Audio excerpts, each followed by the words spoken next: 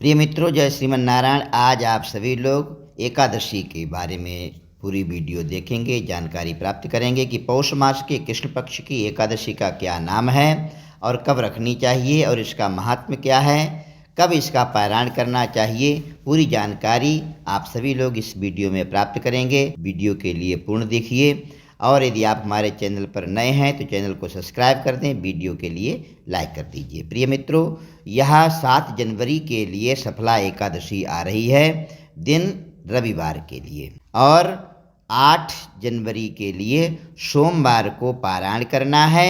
जो लोग व्रत रखेंगे वो पारायण 7:53 से 9:50 तक उनके लिए पारायण करना शुभ रहेगा।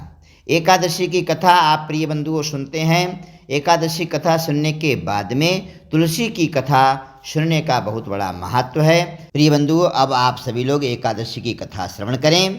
अर्जुन बोले कि हे भगवान, पौष मास के कृष्ण पक्ष की एकादशी का क्या नाम है, उस दिन कौन से देवता की पूजा होती है और उसकी विधि क्या है, यह सब आप मुझे विस्तार पूर्वक समझाइए। भगवान श्री कृष्ण बोले कि हे अर्जुन, प्रेम के कारण मैं तुम्हारे प्रश्नों का विस्तार सहित उत्तर देता हूँ। अब तुम इस एकादशी का व्रत का महात्म श्रवण करो। पौष मास के कृष्ण पक्ष की एकादशी का नाम सफला एकादशी है। इस एकादशी के देवता भगवान नारायण हैं। इस एकादशी को पहले लिखी विधि के अनुसार व्रत करना चाहिए और नारायण जी की सफला नाम की एकादशी में मुझे ऋतु के अनुसार फल अर्पण करें। मनुष्य को 5000 साल तपस्या करने से जिस पुण्य का फल मिलता है, वह पुण्य भक्ति पूर्वक रात्रि जागरण सहित सफला एकादशी का व्रत करने से प्राप्त हो जाता है। हे अर्जुन, अब तुम सफला एकादशी की कथा श्रवण करो।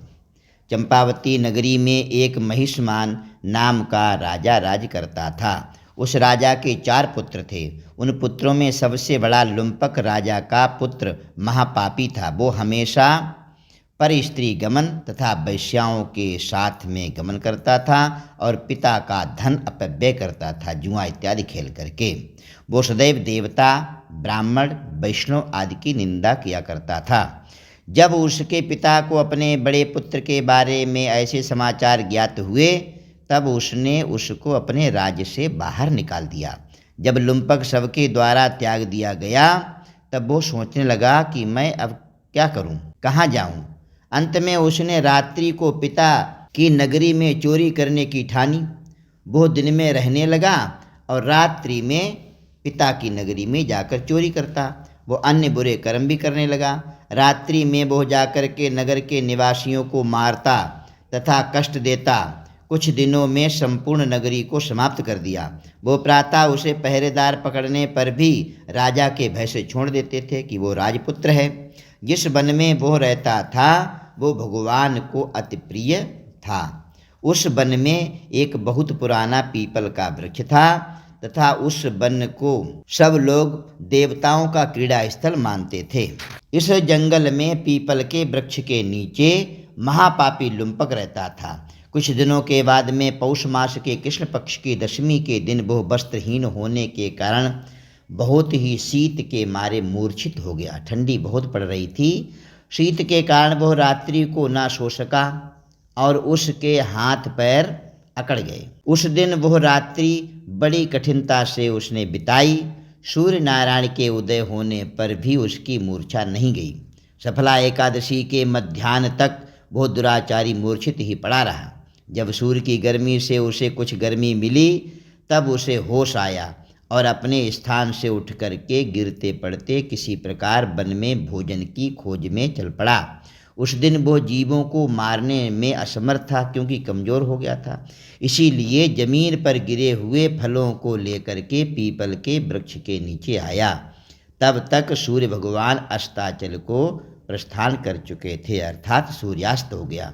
उसने उन फलों को पीपल की जड़ में ला करके रख दिया और कहने लगा, हे भगवान, तुदीयम वस्तु गोविंद तुभ्यमेव समर्पयेत। हे भगवान, इन फलों को आप खाइए और आप तृप्त हो जाएं। ऐसा कह करके रोने लगा और रात्रि को उसे नींद नहीं आई। उस महापापी के इस व्रत तथा रात्रि जागरण से भगवान अत्यंत प्रसन्न हुए और उसके समस्त पाप नष्ट हो गए। प्रातःकाल होते ही एक दिव्य रथ अनेकों सुंदर वस्तुओं से सजा हुआ आया और उसके सामने खड़ा हो गया। उसी समय आकाशवाणी हुई कि हे राजपुत्र, भगवान नारायण के प्रभाव से तेरे समस्त पाप नष्ट हो गए हैं। अब तू अपने पिता के पास जाकर के राज प्राप्त कर। लुम्पक ने जब ऐसी आकाशवाणी सुनी तो अत्यंत प्रसन्न हुआ और बोला कि हे भगवान, आपकी जय हो, जय हो, जय हो। ऐसा कहता हुआ सुंदर वस्त्रों को धारण करके अपने पिता के पास में गया। उसने संपूर्ण कथा अपने पिता के लिए कह सुनाई। पिता ने राज्य उसको सौंप दिया और पिता स्वयं वन के लिए चले गए भगवान की भक्ति करने के लिए। अब लुम्पक शास्त्रानुसार राज करने लगा। उसकी स्त्री पुत्र आदि भी भगवान नारायण के परम भक्त बन गए। वृद्धावस्था आने पर वो अपने पुत्र को गद्दी दे करके भगवान श्री नारायण की शरणागति के लिए भजन करता हुआ जंगल में चला गया और अंत में परम पद को प्राप्त हुआ।